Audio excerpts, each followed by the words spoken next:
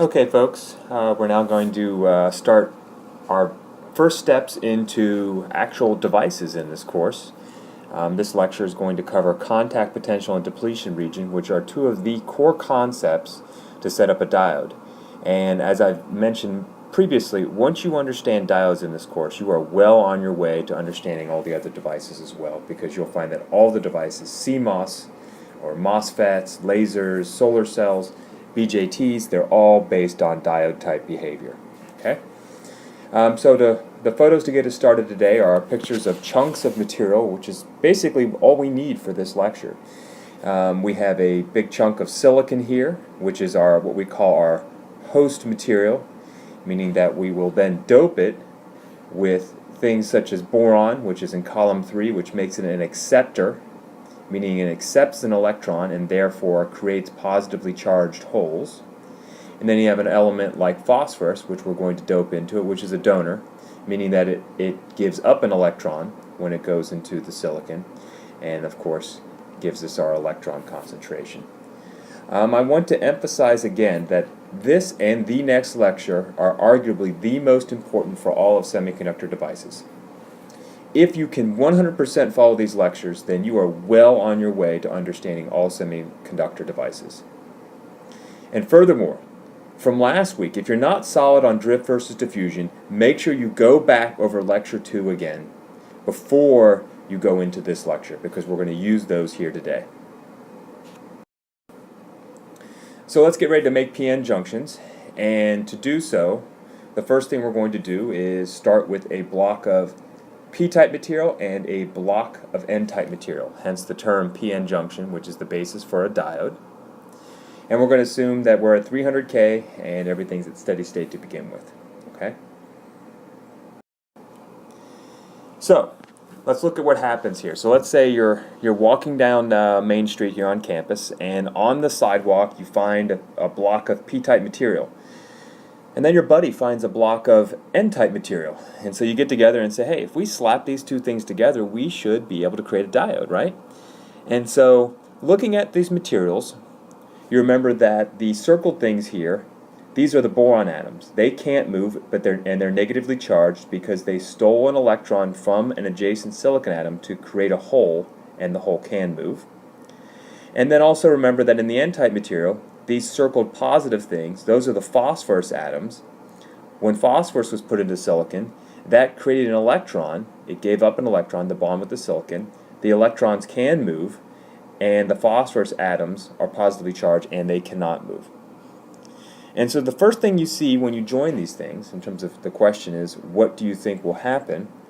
Well, you'll notice over here that you have a very high concentration of electrons on this side and a high concentration of holes on this side. And we had stated previously, in the last lecture, that when you have a concentration gradient of particles that can freely move, the particles will move by diffusion. And so when we join these things, we would expect the holes to be sitting here, looking over at the N-type material and saying, there are barely any holes over here. Remember, when you dope this N-type on this side, that kills off the hole population. So this is like maybe 10 to the 3rd holes, and this is like 10 to the 17th. So you have a huge concentration gradient, which will drive diffusion of holes from left to right.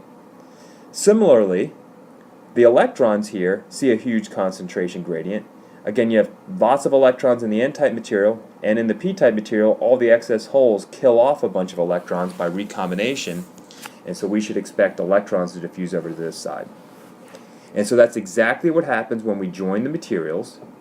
Free particles diffuse, and look what happens now. The electrons moved over here.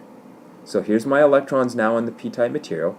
The holes moved over here, and here's my holes here. The boron atoms and the phosphorus atoms did not move. And so if you look at what you get, now I have a net negative charge on this side and a net positive charge on this side. This net charge then gives rise to a voltage. So this would be the positive side of the voltage, this would be the negative side, and so the E field would be in this direction. We know that anytime we have an electric field and particles which can freely move and which are charged, then we also get drift. And so this electric field here will sweep the carriers out of this region. And then what you get at the end is something that there's several names for it, but it could be called a space charge region, depletion region, or transition region. In this course, we will call it a depletion region because this area here is depleted of all free carriers. And the reason why it was depleted is because you have an electric field which sweeps all the holes this way and all the electrons out this way. So, if we have a depletion region and we have this leftover voltage, you can see now that we have something called a contact potential, meaning that when we join the N-type and the P-type materials together, you end up with this built-in potential here, or contact potential, which exists at thermal equilibrium. Let's go to the next step and start to figure out how we can determine this contact potential. So, let's look at a band diagram here, okay? And we'll start to understand contact potential here, and we'll also start to understand how this thing balances. So, for example, why does the depletion region not just keep growing in either direction? And that's because some of the forces at play are going to balance out. And so if I have P-type material and I have N-type material, I know the first thing in this course, anytime you join two band diagrams, the Fermi levels are going to have to line up. And so that means this side has to shift down and this side has to shift up, and so the Fermi levels can line up. And so if you look at the revised band diagram over here, you now have the Fermi level lined up here perfectly in a straight line. And that should make sense as well because this system's at thermal equilibrium, and it's not like I can have my statistics go, from 50% chance to find an electron here to 50% here, 50% here. This is a continuous system. So I should expect a probability function like a Fermi distribution, which is for a freely moving particle, to be consistent across here. So it should always be a straight line at thermal equilibrium. Now, notice here as well that I labeled the contact potential as QV0. Why did I put a Q in front of V0? Well, the reason why is this is an energy band diagram, right, with energy increasing in this direction. And so if I want to understand how much the difference is from here to here on an energy band diagram, it's V0 times Q, which is the charge of an electron. So that's how I label this on this diagram. So now that we have this band diagram for a PN junction, and we can now see the contact potential, let's start to ask ourselves, how does this affect carrier diffusion and drift currents? And therefore, how can we determine the contact potential? And so first off, notice that this side is a little bit lower, and that makes sense because we said last time that if you put positive voltage on a semiconductor, that brings the bands down, right? And if we put negative voltage on a semiconductor, that shifts the bands up. We talked about that last time with our soda pop analogy for electrons and holes. And so in addition to the Fermi level need to be straight, you can also tell that this side would have to go down because of positive voltage there, and this side would have to go up because of the negative voltage on this side. And so start to look at how this might change things here, okay? And so first off, you'll notice that I have this voltage here, okay? And so if I use my soda pop analogy, if I have electrons here, okay, electrons are like water, well, electrons then will see a voltage or E field here, which will cause them to drift in this direction. And if my holes are like bubbles in the water, in the soda pop, right, and they float up, then if holes are down here in the valence band, they will also see the E field and they will drift, because that's what drives drift current is E field, in this direction. So there's my drift currents that are happening. What about diffusion? Well, diffusion wants to cause things to go from high concentration to low. So I have tons of electrons on this side, right? And so if I drew electrons, I would have tons of them all over the conduction band here. And I know over here I have very few electrons because this is P-type material. So all those holes kill off electrons by recombining them with all the holes down there, right? Well, I have tons of electrons here, very few here, so you would say, well, I should have a very strong diffusion of electrons in this direction, from high concentration to low. However, electrons can only diffuse from here to here if they have energy to go over this barrier. they have to have greater than QV naught to get over here. And so what happens is you've got tons of electrons here. Tons, I'll do my best to draw tons of electrons. And only those electrons which get enough energy to get up here are then able to diffuse over from high concentration to low.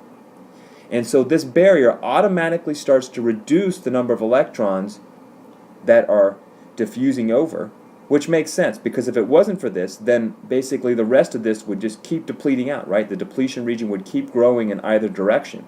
And so as this barrier forms, it starts to decrease the amount of diffusion from high concentrations to low concentrations for the electrons and holes. And I have the same thing down in the valence band too. So if I have a bunch of holes down here, okay, the only holes that are going to be able to get across are those that get energy greater than the contact potential and then can make it over this barrier for holes. Because remember, holes are floating this way. So this is more energy for them, and then they can diffuse across. So, how we can determine the contact potential is simple. We know that if you found a block of N-type material and P-type material and you put them together and you have these currents, that this thing would not create current forever, right? It's not like you could basically join two rocks together and create some magical device that just flows current forever. It would be the perfect power source, right? You'd have infinite current for infinite time, right? Well, we know that that current, it must be zero. So you join these together, things move around, but eventually the current through this thing must settle down to zero. And so what we will do is we will assume that when we reach thermal equilibrium, which is a constant contact potential, everything settles out, the diffusion current will exactly cancel out the oppositely directed drift current. Again, diffusion for electrons was high concentration to low this way. Drift for electrons was like this. Diffusion for holes, high concentration in this to low concentration in this way. But holes could also drift back because of the E field. So we'll assume that these oppositely directed currents all cancel out. So, let's start to look at the currents here. Let's first look at the diffusion current at thermal equilibrium, J diff here. And again, these are majority carriers, meaning on the N-type side, the majority carrier is electrons, so these are majority carriers, there's lots of electrons. And they want to move from high concentration on this side over to low concentration on this side. And again, then at 300K, they're always getting energy. And so what happens, some of these basically will just bounce up here with enough energy at room temperature where they can then diffuse over to the other side to low concentration. And the same thing happens for holes. I've got a high concentration here, low concentration here. Some can get enough energy. This is increasing energy for a hole, right, because it wants to float up, and so more energy would take it further away, and then it can diffuse over in this direction. Notice now that if I have an electron going this way, that's negative charge. And current is conventionally measured in terms of positive charge. So, if I have a negative charge going this way in terms of current convention, that is current this way. Negative charge this way is current this way. For my holes, they're positively charged and moving in this direction for diffusion. And so that's also current in this direction. So you can see both the electron diffusion and the hole diffusion are both this direction in terms of current flow. But remember that the electrons are negatively charged and they're actually heading in this direction. Next, let's add in the drift current here. And so for drift current, I have to remember that I have an electric field across this. So remember, I've got positive on this side, so more positive voltage in this direction. I've got negative charge on this side, so the voltage is less over here. And E field goes from positive to negative, so I have an E field in this direction, and here's my voltage slope in between. Okay? And my voltage, my E field, of course, is change in voltage over change in distance. So E field is dV, the change in the voltages on either side, over my distance x here, dx. Okay? And the difference between the voltage on the P side and the N side is, of course, our contact potential. So, what I have here is I also have carriers, electrons on this side, that could wiggle around and find their way to the edge of this slope and then roll off just like water would to the other side. And that would be drift current because this is driven by electric field. The question is, where are these electrons coming from? Well, these are the electrons that are thermally generated in P-type material. There are not many of them because the thermally generated ones are recombining like crazy with all this high concentration of holes down here. So there's not many. But the thermally generated concentration, which we can calculate from Np equals Ni squared, if it's near the edge here, it could then move around a little bit before it recombines and then drift across. I have the same thing for holes. Let's say a hole is thermally generated. So an electron goes up here, that creates a hole down here. The hole wiggles around a little bit at 300 K, and if it makes it to the edge here before it recombines, it then will be swept across by the E field to the other side. Okay? So, at thermal equilibrium, we will state that the diffusion current and the drift current, which are oppositely directed, so here is my diffusion current. Electrons this way, diffusion this way. Holes diffusing this way, so my diffusion current is in this direction. Here's my drift current. Electrons this way by the electric field, right? Well, negative charge means drift current this way for electrons. Holes drifting this way. So you can see my drift currents are in this direction and my diffusion currents are this way. They must cancel out because this thing doesn't generate current forever. Otherwise it would be this magical current creating device. And so all we're going to say is the total current is equal to 0, and that my drift current plus my diffusion current for electrons is equal to 0, or for holes it cancels out as well, where my drift current for holes plus my drift current for diffusion for holes is equal to 0. I can then break these up into their equations and start to solve for some of these parameters. And so we know that drift current, I need a coulomb to get my coulombs per second. So there's Q. I need a mobility. How easy is it to move the carriers in an electric field? I need to know how many constant carriers I have, what's the concentration. And I need to know also how much electric field is driving the drift. And then for diffusion, I need a coulomb to give me coulombs per second. I need diffusion coefficient, which tells me for a given concentration profile, how easy will they move, and then I need a concentration gradient. And by the way, if you look at dp dx, it also gives you the number of carriers. So by putting this in there, you get the concentration gradient, and you also get the concentration as well. And of course, if I blew this up, all the units should cancel, right? So let's do a little bit of fun with math to solve for contact potential now. So I've set my drift current equal to my diffusion current, and in this case I'm just looking at the case for holes. Okay? The first thing I'll do is that I will recognize, okay, that electric field is dV dx, right? And so if I put electric field in here, I can substitute in here dV dx. The second thing I'll do is I'll recognize that mu p over dou p over mu p over dp can be equated to 1 over thermal voltage, Q over kT. Remember we had this, when we solved for diffusion coefficient, we said diffusion coefficient was thermal voltage times mobility. And so this is, Einstein's relationship is just rewriting that as mu over d and equating it to 1 over thermal voltage. So I can use this to substitute 1 over thermal voltage back into here. And then I'll notice that if I've got a dx on this side now and a dx on this side, I can get rid of the dx's. And the dv I put in here stays. I have a dp on this side. And then I'll notice that if I have a dv on this side and a dp on this side, I could integrate both sides over the junction to solve this. And so what I'll do is I'll integrate the dv side from the voltage on the p side to the voltage on the n side over this distance. So I'll go from Vp to Vn, integrate dV. This is a very easy integral to do.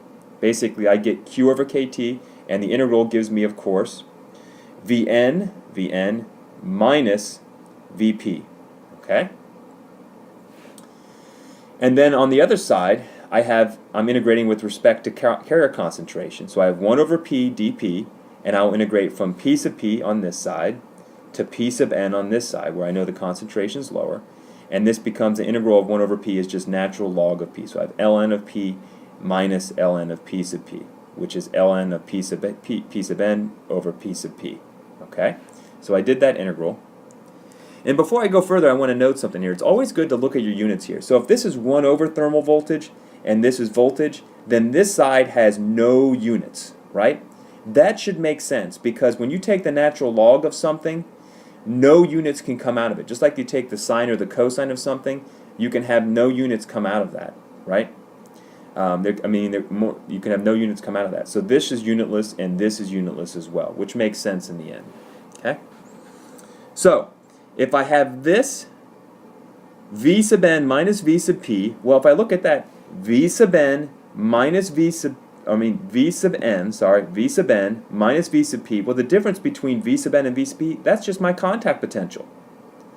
And so I can say this is just V naught, move this over to the other side, and I get V naught equals thermal voltage times this natural log of P sub p over P sub n. And this works out beautifully because now, if I need units of voltage, thermal voltage gives me my units here. And then I have the amount of that increases as I increase my doping levels. Okay? So we'll see more of that on the next slide. We'll talk more about how the doping levels affects this on the next slide.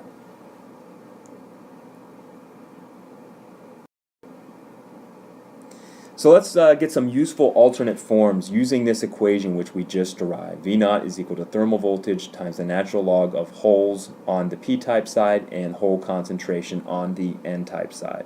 Use some of the equations we've already had, some of these simple equations. And I will also note that P sub p over P sub n is equal to n sub n over n sub p.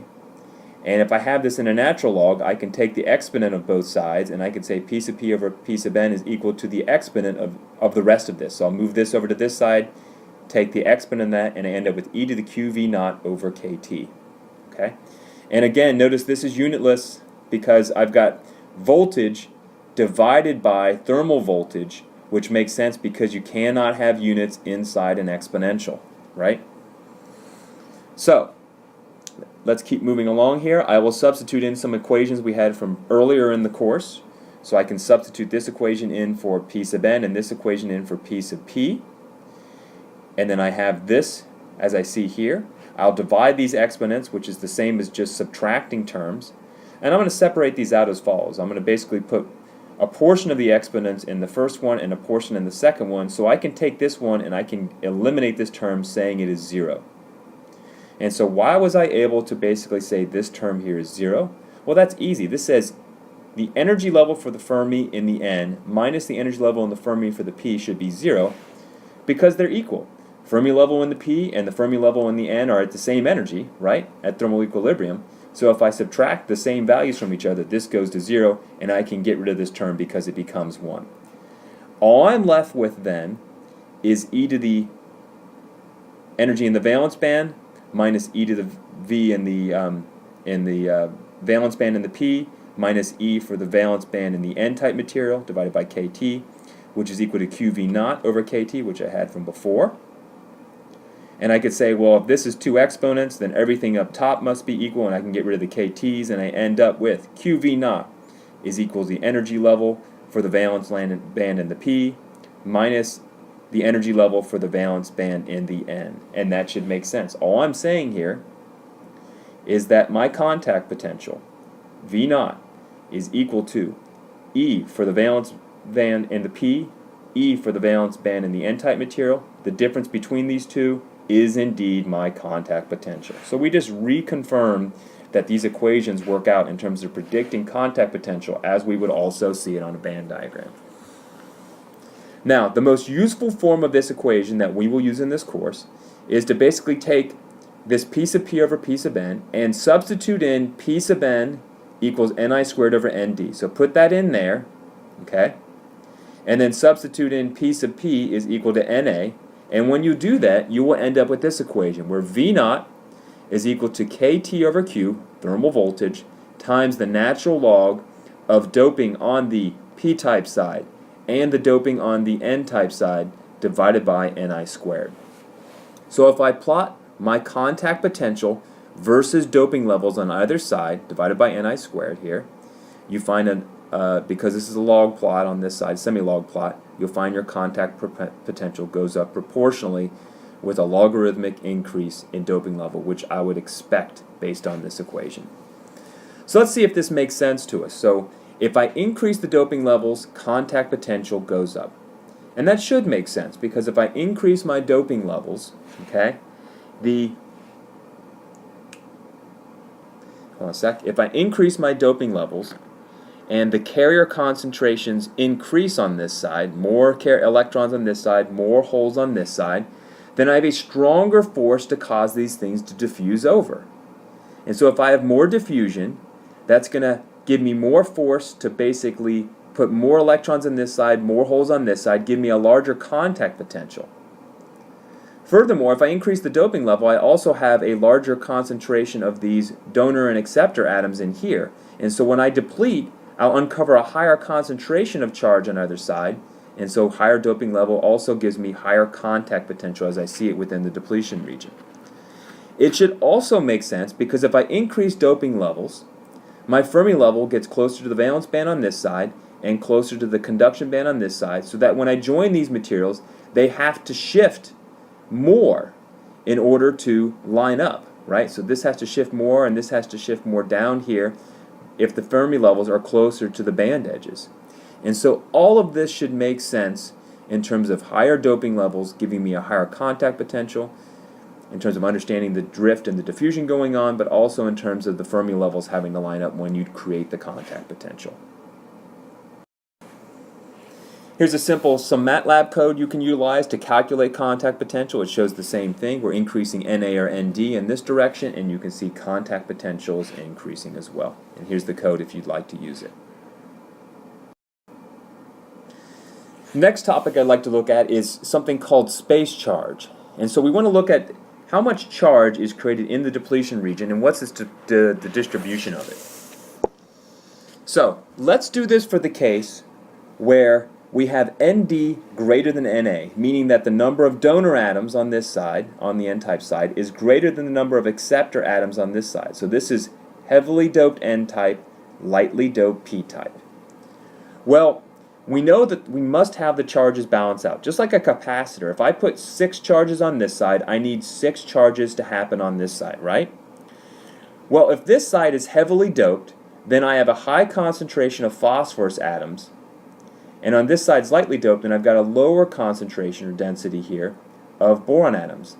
Therefore, to get the 6 I need on this side, for the heavily doped side, I only need to go a little bit of distance to uncover the 6 I need to get the contact potential charge. And on this side, I need to go much deeper because it's lightly doped, so I've got to go further into it to uncover the same number of 6 dopant atoms to counterbalance the charge on the other side. And so what you get is the depletion region is not equal in width on either side of the actual junction where the materials are joined. And so we'll add some terms here, xn0 and xp0, to keep track of the width on the p side and the width on the n side, and we'll call 0 the axis in between the two. Okay, so that's where x equals 0. Well, we can easily calculate the total charge on either side using these terms. And so if I want to calculate the total on the p side, Q total on the p side, Q total in coulombs, then what I need to know is first I need the units for coulombs. So what's the unit for each charge? It's the charge of an electron, which I'll put in for Q, 1.6 times 10 to the minus 19th, right? Even if it's a hole, it's just a positive charge as opposed to a negative charge, so I have the same magnitude. The next thing I want to know is what's my cross-sectional area of this? So what's the area of this into the plane here? So what's my cross-sectional area? And then I'll multiply that by my depth here. And so if I have area in this direction and depth this way, that gives me volume for this. So I've got area times depth, which gives me volume. If I multiply volume times my dopant density, which has units of per cubic centimeter, so if this will give me centimeters cubed, this will give me number per cubic centimeters cubed. The centimeters cubed cancel out, and I end up with a number times coulombs, and that gives me my total coulombs here on the p side. And of course I can do the same thing on the other side, where I will go to xn0 instead, and I have the number of phosphorus and atoms, Nd, which are donor atoms, on that side, and I multiply by the cross-sectional area in Q as well. And so we said that these must be equal. You have to have this charge balance just like you have across a capacitor. We can set them equal to each other, and then you can basically start to plot these things like you have down here in this charge density plot. And so on this side I'm plotting, let's look at the plot here. This is versus distance on this axis, and this is the charge density on this axis. So on this side I have positively charged phosphorus atoms, right? They basically give up an electron as they bond in there, and as they give up an electron they become positively charged. My charge density is high, it goes over a lesser distance. On the p-type side, my charge density is less, right? It's negative and it's less because it's more lightly doped, and it's got to go further in. And the beauty of this plot is that the area here, which is charge density times the depth in, and the area here, charge density times depth in, they must be equal. And so you have a nice way to visualize your charge densities, knowing that they must be equal here. If I were to switch the dopings, let's say I made this side, let's say P plus, and this side lightly doped N minus, so it's very lightly doped, then this would switch as follows. I'd have a high density on this side, and then I'd have a lower density on this side, and the areas of these two would have to be equal in terms of the charge densities. If I had them equally doped, then in that case, let me erase this real quick. If I had them equally doped, then I would expect to see the same charge densities on either side in terms of the dimensions of the rectangles, and the areas of these rectangles or squares to be the exact same as well. Okay, we're almost done. So I want to take a closer look at the E field across the junction. Okay? And so remember, we said when we were looking at drift versus diffusion that any time I have bent bands, that means E field, right? Because if I bend the bands, if I have electrons sitting here, they've got to go this way by drift. If I have holes this way, they've got to go this way by drift. So anytime I have bent bands, I must have E field. So could we calculate the strength of the E field as we go across the depletion region here? It's quite easy to do. What we'll do is we'll use something called Poisson's equation. You'll encounter this in electromagnetic fields as well. And it looks sort of mysterious at first, but it's actually quite simple if you think about it. Okay? So in this course, I'm constantly asking you to make sure you really understand the equations. Just don't look at it as an equation. Make sure it makes sense. The units make sense, and fundamentally it makes sense. So Poisson's equation says I want to have a change in E field over distance. So let's say I want to have a change in E field over distance. It's going to be equal to all this stuff. So why is it equal to all this stuff?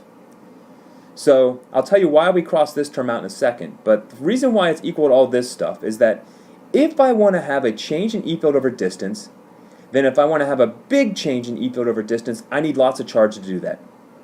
If I only have a couple charges, how could I have a big change in E field over distance? And that's all this equation says.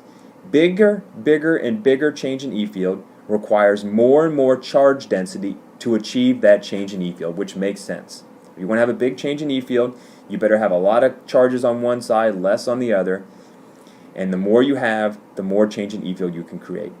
And so you take this very simple relationship or theory here for Poisson's equation. Whoop, didn't mean to move that there. Wrong tool. And we can start to set this up to solve for the E field. And so what we're going to do is we're first going to assume that my electric field is going to peak out right at x equals 0. It's going to have a maximum value. So you ask, why can I do that? Well, the first thing I can assume why it does that is because right here at x equals 0, I have all the charges on this side contributing and all the charges on this side contributing to give me the maximum E field. As I go further out here, for example, if I'm looking at E field here, then I only have these ones contributing, not these ones, because they're on the wrong side here. Okay? And so this is actually helping, this ones are starting to cancel out the E field from these ones in terms of E field going in this direction, right? And so my maximum E field is right in the center where all the charges on both sides can contribute. The second thing is I can assume that when I get out to xn naught and xp naught, the E field goes to 0. And that should make sense, first off, because I'm charge neutral. When I get out here, every positive charge has a negative charge associated with it, just like when I have thermal generation and doping, right? All the charges cancel out. And so there should be no net E field. And furthermore, I know from the band diagram, which is flat out here, if I have a flat band diagram, I have no electric field. That's important to remember that.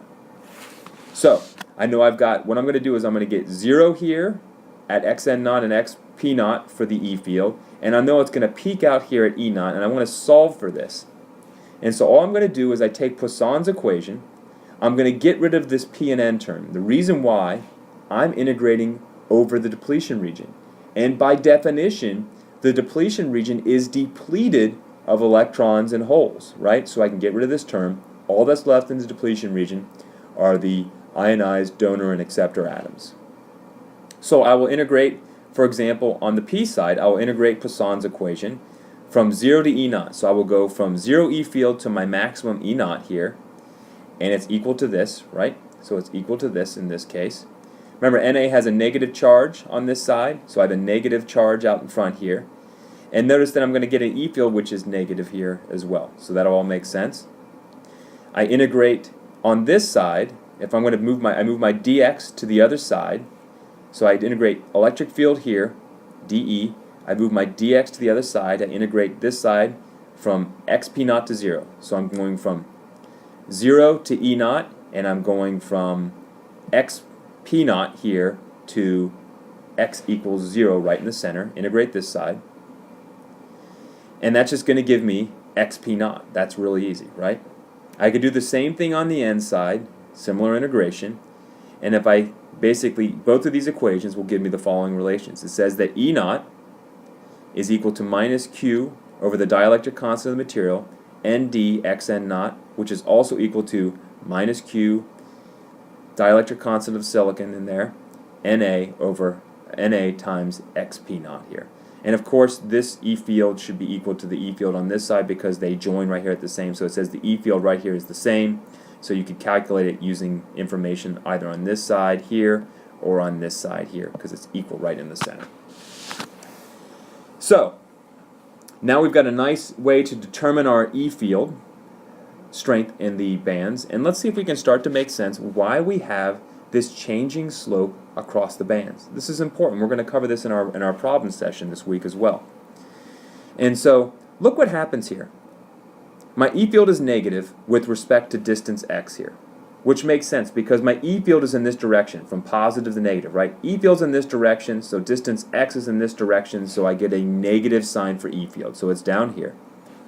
But more importantly, notice how the E field is increasing, increasing, increasing, increasing, hits a maximum, then it starts to decrease, decrease, decrease, and go to 0. Look at the band diagrams. 0 E field, 0 E field. The bands are flat. That makes sense. Increasing E field. Look what happens. The bands get steeper, steeper, steeper, steeper. E field starts to decrease. The bands get less steep, less steep, less steep. Then you get to 0 E field. The bands go flat again. And so we see a perfect representation of peak slope in a band corresponds with peak E field here as well. And this is why my bands have this funny curve shape to them, because my E field is increasing, it peaks out, and then it starts to decrease as well. And that fits perfectly with the soda pop analogy again, where the electrons are water. If they experience the peak E field here, they should have the fastest slope and fastest speed in this direction, and holes should have their fastest velocity in this direction on this side. If we want to calculate our dimension here in terms of the width of this depletion region, or xp naught or xn naught, we can also do some similar simple integrations here. So we'll say that we'll set this up as follows. We now have our electric field equation. We know the electric field is equal to dV dx, okay? And in this case it's negative because we're going in the opposite direction here, okay? And so I can then say that my V naught here, I will integrate the dx side, so I'll put my dv over here, and I'll integrate that, and I'll get v naught, minus v naught, and I'll have I'll move dx over this side, and I'll keep the dv here. That'll give me my v naught, and as I move the dx over here, I can integrate e sub x over dx, and I'll integrate from one side to the other. I'll go from xp naught to xn naught, so xp naught and xn naught for my integration limits. And when I integrate that, look what I'm integrating here. I'm integrating electric field from here to here. Well, I don't actually have to do that integration. I could look at this thing. Look at this. If I'm integrating this curve from here to here, integration is area under the curve, right? Well, this is just a triangle. And the area of a triangle is just 1/2 of the area that would be formed by the rectangle, right? 1/2 base times height. And so what I end up is my base width is W, my height is E naught, and so my contact potential is then just 1/2 base times height, the area of a triangle. So now I've got a simple calculation to basically then try to back solve for W. I've got my natural log equation, which we had before for V naught. I've got my E naught, which I can break out in terms of XP naught and XN naught from the previous slides as well, which I can also relate to doping. I'll solve for W. I'm not going to do the math in terms of interchanging these things, but here's your depletion region width calculation. You might look at this equation and say this is big and ugly, but not really. Think about all the things that were going on in terms of drift, diffusion, electric field, and you can come down to a simple single equation here like this. The units I have in here are 2 times dielectric constant. I've got dielectric constant of the silicon. I've got Boltzmann's constant, temperature, Q squared, natural log of dopant concentrations over Ni squared, and here's my dopants here. Look at the net effect. If my dopant levels go up, right, then I know my contact potential goes up. But this says that as my dopant levels goes up, my net effect is my depletion region width decreases. The reason why is that I'm increasing here, but that's inside a natural log function, so that really weakens its effect, and this is just 1 over the increasing doping levels. So this dominates over this, and the net effect is as doping levels go up, these terms go down, and my depletion region width goes down. Why is that? Because I have higher contact potential. Well, the reason why is quite simple.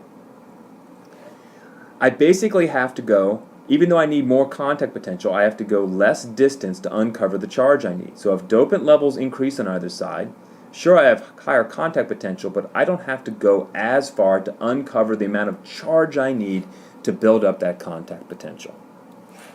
Some alternate useful forms which we can derive from this as well. I can get XP naught, depletion into the P side, is equal to W times the ratios of these dopant levels, and XN naught as follows here, with W and the ratios of the doping levels. And the same thing happens. Basically, it says that if I decrease my doping levels on this side, so if I'm looking at XP naught, so here I'm looking at XP naught, distance here, okay? Let's say I decrease NA. Okay, so I basically decrease NA, this becomes smaller, and I get closer to basically just having 1 over 1 times W, and so X will increase, it goes up, okay? If I were to increase NA, right, increase doping level on this side, then this whole term, this increases, this goes down, and that means XP naught goes down. That makes sense, because if I increase my doping levels, I don't have to go to as far to increase, or to uncover the number of dopants I need. Same thing for the N side. If I increase my doping levels, depletion region width goes down on the N side. If I increase doping levels on that side, if I decrease them, my depletion width increases because I have to go farther to uncover the amount of depletion region width I need. Here's a simple example for depletion region width from the book. They had Na equals 10 to the 18th, Nd equals 5 times 10 to the 15th. You put it in here, and you end up with a depletion region width of 0.5 micrometers. Here's some MATLAB plots of depletion region width. They're also versus applied voltage. You can ignore that for now. That'll come back next lecture. But you can see the same thing. As you increase your doping levels, the depletion region widths are decreasing. The curve we care about for this lecture is 0 applied voltage, and you can see again depletion region width decreasing as you increase your dopant levels. So that completes the lecture for today. Make sure again you can answer all these questions for the quiz tomorrow, and look forward to seeing you in class.